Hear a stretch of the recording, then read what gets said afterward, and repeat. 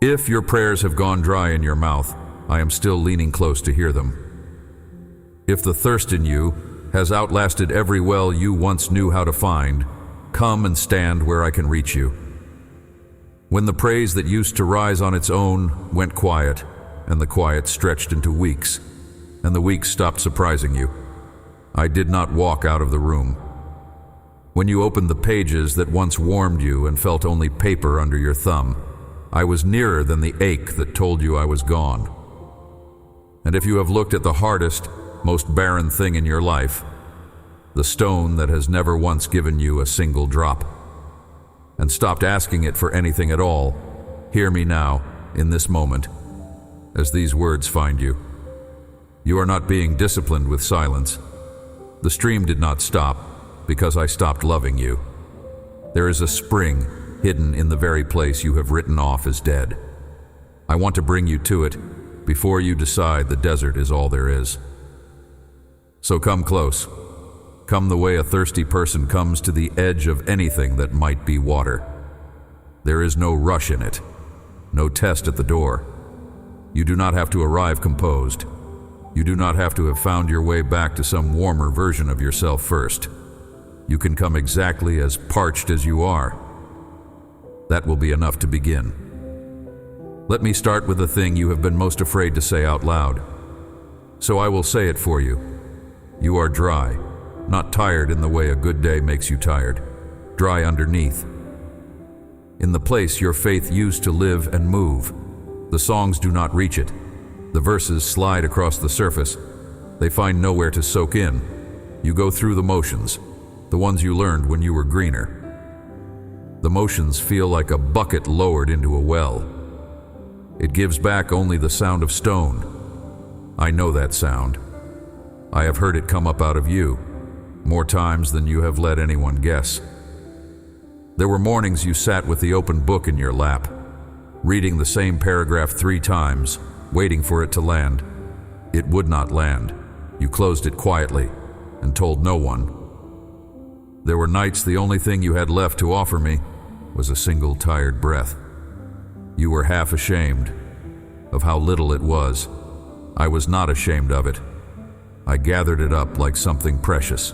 And notice something with me before we go one step further. The thirst itself is not the proof that I have left. A person who feels nothing at all does not lie awake grieving, not the loss of my nearness. The very fact that the dryness hurts you is the root that still remembers the water. Dead ground does not thirst. You are not dead ground.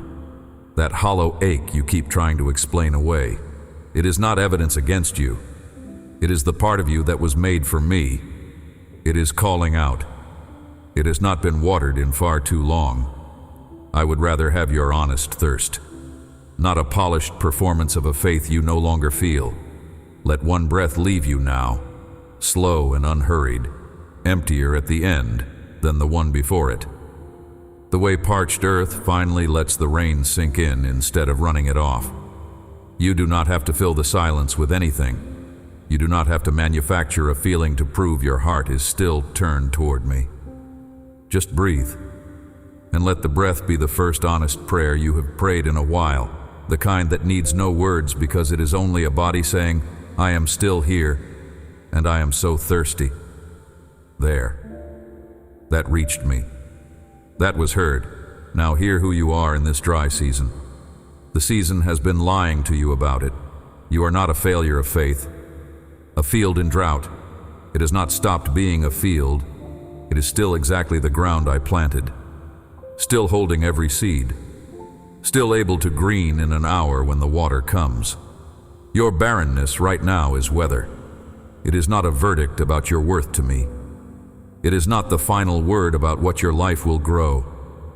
The one who has not felt me in so long that they have started to wonder if they ever really did. You are not further from me than the greenest believer in the warmest season of their life. You may be closer. Nearness to me was never measured by how much you feel. Some of the people I have held tightest were holding on in the dark, with dry mouths, saying words they could no longer feel. I counted that faith as pure gold. It cost them everything to keep it. A green faith in an easy year. A lovely thing. A faith that keeps its grip through the drought is a rare one. There is more than one way to arrive in a place like this. I see each of them. The one whose praying grew shorter and shorter across the seasons, until it thinned to a single word, thrown up at the ceiling before sleep.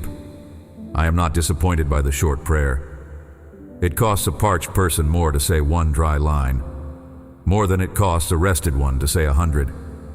The one who reads and feels the words go flat, who used to weep over a page and now closes the book unmoved, and wonders what broke. Nothing in you broke that I cannot mend. The one who leads others, who stands up front and helps thirsty people find water while carrying a private drought no one has guessed at. I saw the gap between what your hands were doing and what your heart had left. I did not think less of you for it. The one who sits among a crowd that seems to be drinking freely and smiles and lifts empty hands and goes home hollow. I was not fooled by the smile. I was not ashamed of the emptiness. You have been treating your dry season like a secret sin to hide. It is not a sin. It is a stretch of wilderness. Even my most beloved ones have had to cross it. Prophets crossed it. The ones who wrote the songs you still sing crossed it. Some of them wrote their truest lines from the middle of it with cracked lips. I know the small evidence of it that you carry alone. There is the journal that used to fill with your heart. Now it sits open to a blank page you cannot find words for. There is the quiet hour you once set aside that slowly got smaller, then got skipped. You stopped feeling guilty, and that not feeling guilty scared you more than the skipping did.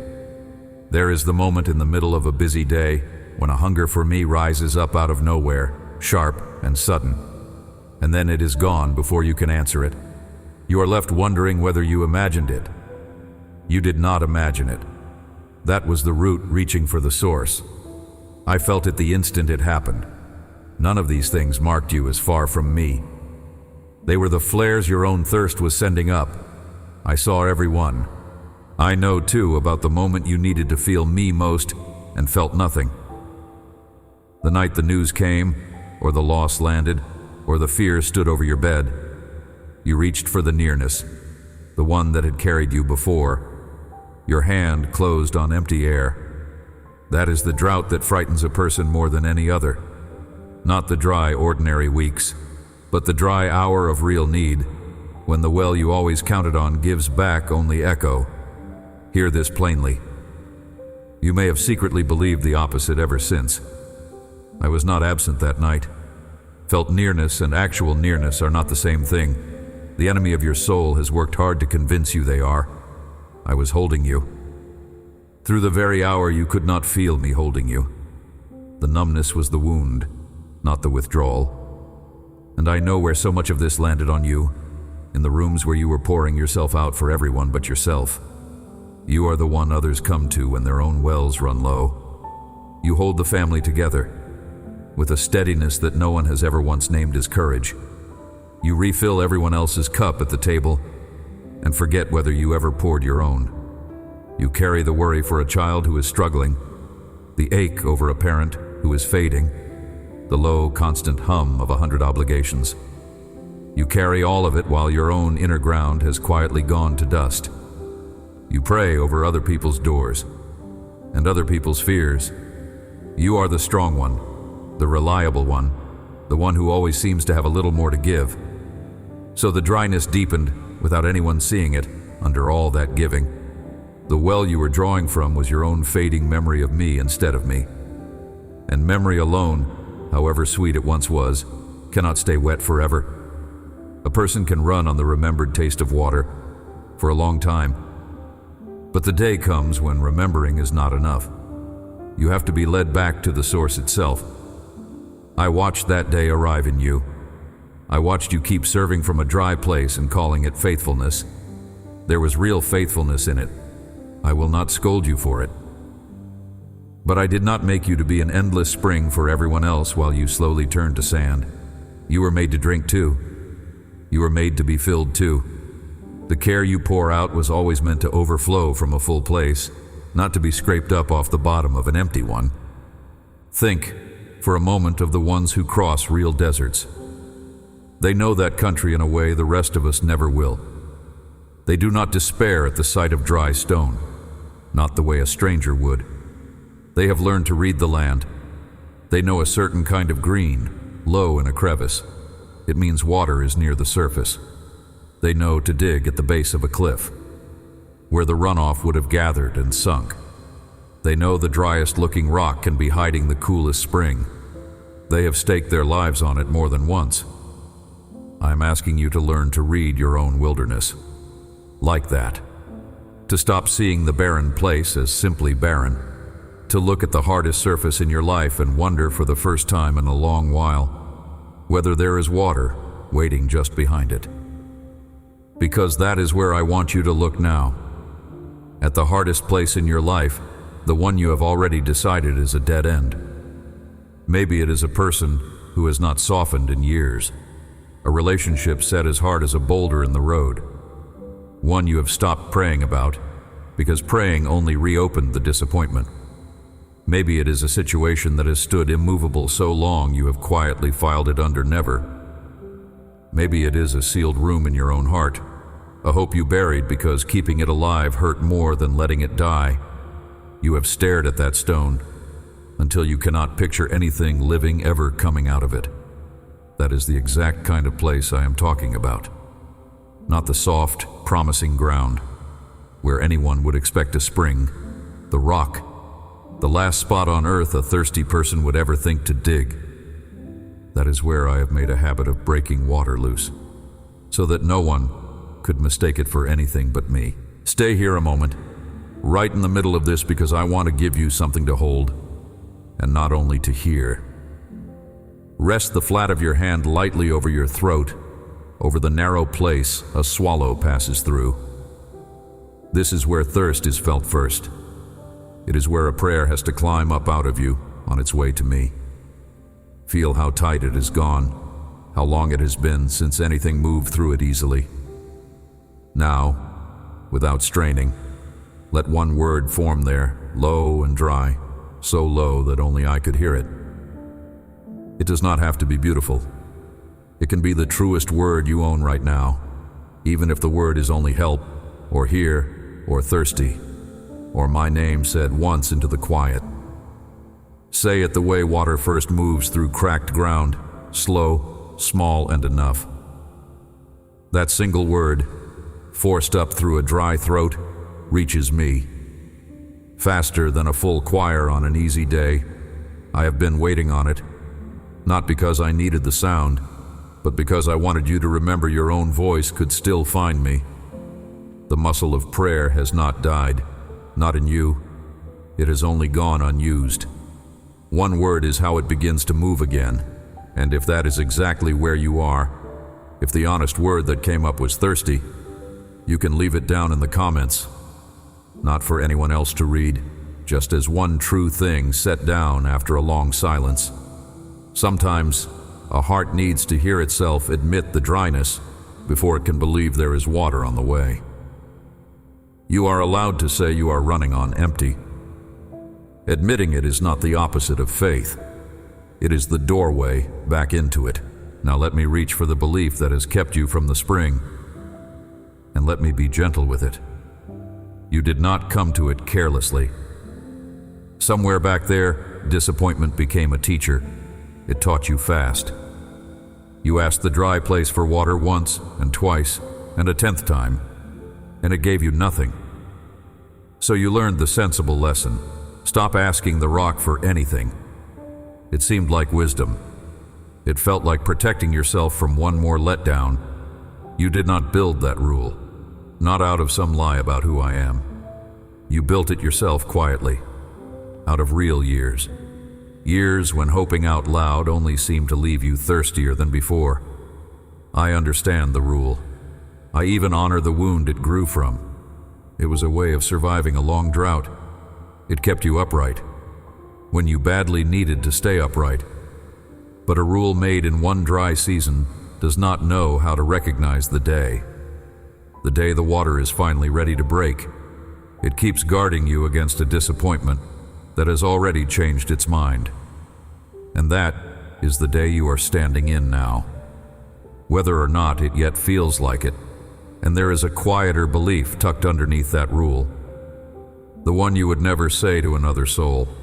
You have half decided the drought is your fault, that somewhere you did something or failed to do something, and this dry stretch is the bill coming due. So you have stopped coming close, the way a person avoids the one they think they have let down. Let me pull that thorn out gently. Dry seasons are not always discipline. They are rarely the punishment you assume. Sometimes the ground simply goes dry for a while in a world still bent and broken. And the dryness is not a sentence I passed on you. My best loved ones walked through wilderness that had nothing to do with sin. They were led there, kept there, and fed there. If your first instinct is to read your drought as evidence that I am finished with you, that instinct is a liar. I do not send rain only on the deserving. I never have. Here is the turn your dry season has kept you from making. You have been treating my silence as my absence. They are not the same thing. A well can be full and still and utterly silent, with a person dying of thirst right beside it, simply because no one ever told them the water was there. The stillness you have read as rejection has been something else. The whole time, it has been the deep quiet of a spring, not yet struck open. Think of how much water in this world runs unseen, underground, moving through the dark, beneath ground that looks like nothing but dust on the surface. You cannot hear it, you cannot see it, and it is there, patient, waiting for the one place where the stone finally gives way. What if the thing you have been calling abandonment was the patience of water waiting under rock for you to stop walking past it? Let me read you something that was written down long before your dry season began. For people whose thirst had gone past their strength. They were in a wilderness with no water anywhere in sight, no reasonable hope of any. They had begun to believe they had been led out into all that emptiness to die. They looked around at cracked ground and bare stone. They had already begun saying their goodbyes. And then the ground they thought was cursed became the very place their rescue came from. This is the line. I want you to hear every word of it. Psalm 78:15. He split the rocks in the wilderness and gave them water as abundant as the seas. Read it slowly with me. He split the rocks, not soft soil, not a hidden stream someone finally stumbled onto. The rock, the hardest, driest, most hopeless surface in that whole desert, is exactly what I opened. And what came out was not a trickle rationed drop by drop to keep them barely alive. Water as abundant as the seas, from stone, in a desert, for people who had already given up. I did not measure it out to match how much faith they could muster on their worst day. I broke it loose like an ocean. The point was never their strength. The point was that when water comes pouring out of a rock, no one can pretend it came from anywhere but me. A stream in a green valley you might credit to good fortune. A flood out of dry stone leaves only one explanation, and there is something about that rock in the wilderness that took generations to understand, until one of my own finally looked back and named it. That rock was Christ, my own Son, the cleft in the stone, standing in the driest place with you. Struck once so that living water could reach every parched mile you would ever have to walk. He was the smitten rock, wounded in your place, so that you would never be the one who runs dry for good. The water that broke out of the stone in that desert was only a shadow of him. So when I tell you a spring is hidden in your barren place, I am not promising you a mood. Not a mood that will come and go with the weather. I am telling you, my Son is the source. He does not evaporate. The feeling of me may rise and fall in you 100 times across a lifetime.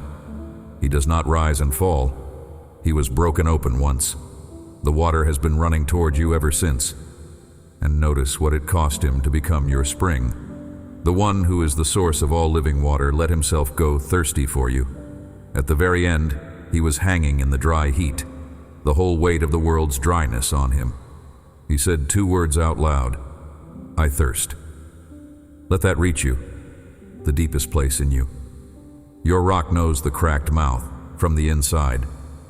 He is not a source that has never felt what you feel. He went down into the driest hour any human ever suffered, the total absence of comfort, so that your dry hours would never be able to separate you from him again. When you tell me you are thirsty, you are not speaking to a stranger to thirst. You are speaking to the one who was parched in your place. He came up out of it, carrying an ocean with your name on it.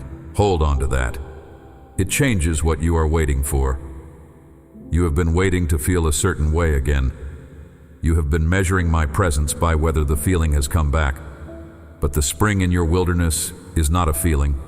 It is a person. And he has already given himself to you completely, whether your senses register it on a given morning or not.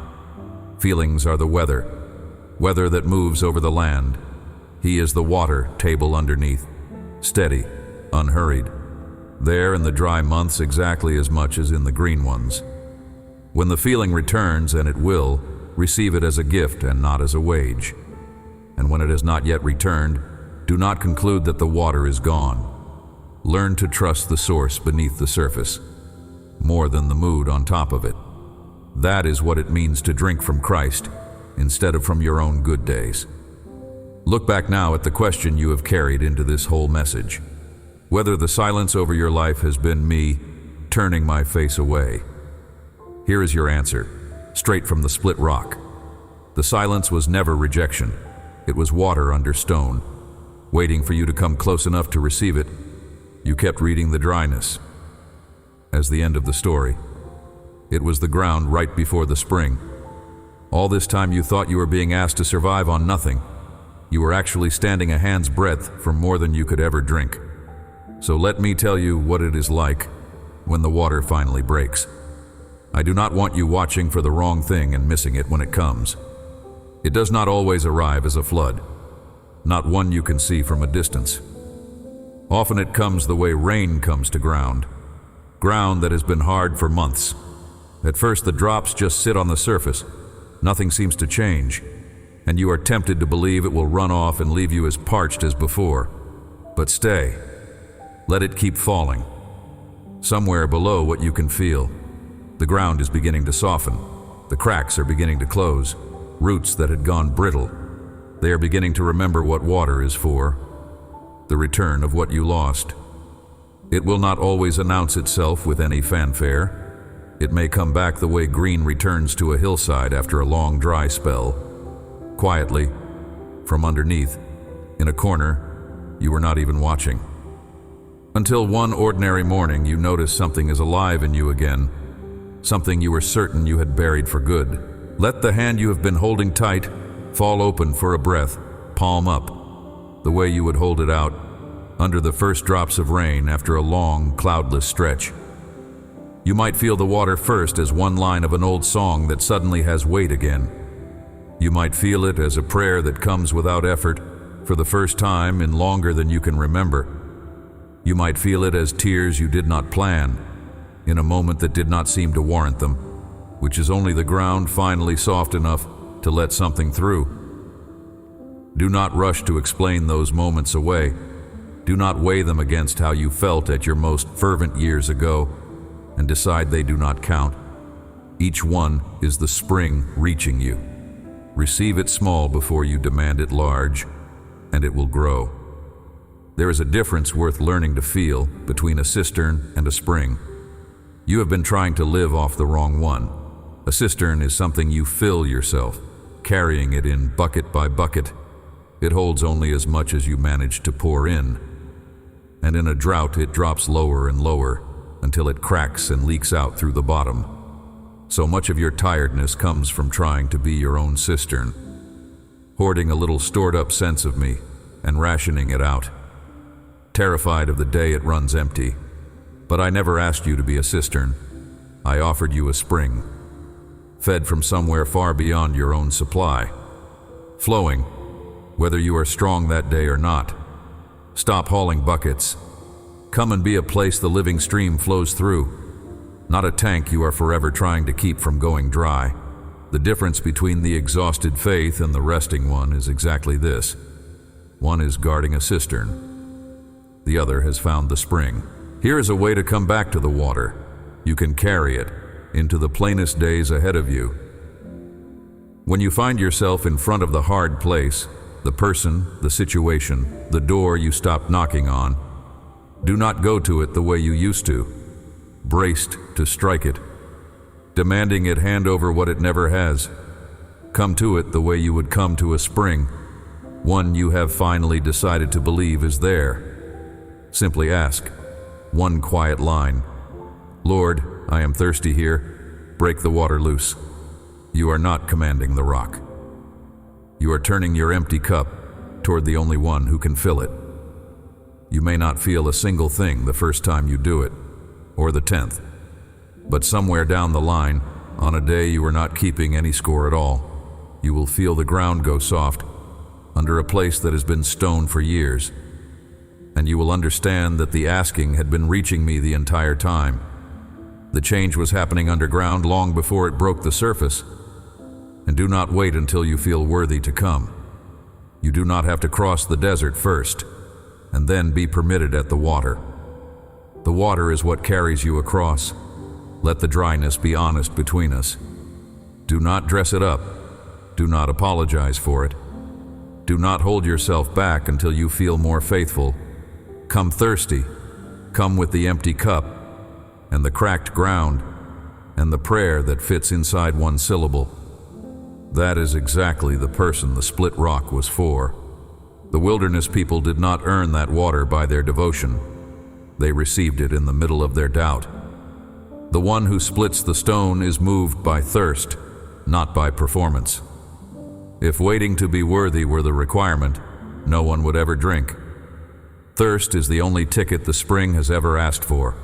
The rock in your wilderness is not your ending. The thirst you carry is not your punishment. The silence you feared was not me leaving. It was the water held under stone, waiting for the thirsty one to stop walking past. And the rock that pours it out has a name and a face. He was broken so that you would never run dry again. Come and drink. There is more here than your longest drought could ever use up. Amen. Before this fades, let me leave one question in your hands. What is the dry place you had already given up on? The person, the season, the part of your own heart you stopped expecting anything from? Name it below, in a word or a line. I read everyone. And if a certain thirsty soul came to mind while you listened, someone crossing their own wilderness convinced no water is coming, carry this to them. There is a spring in their rock too.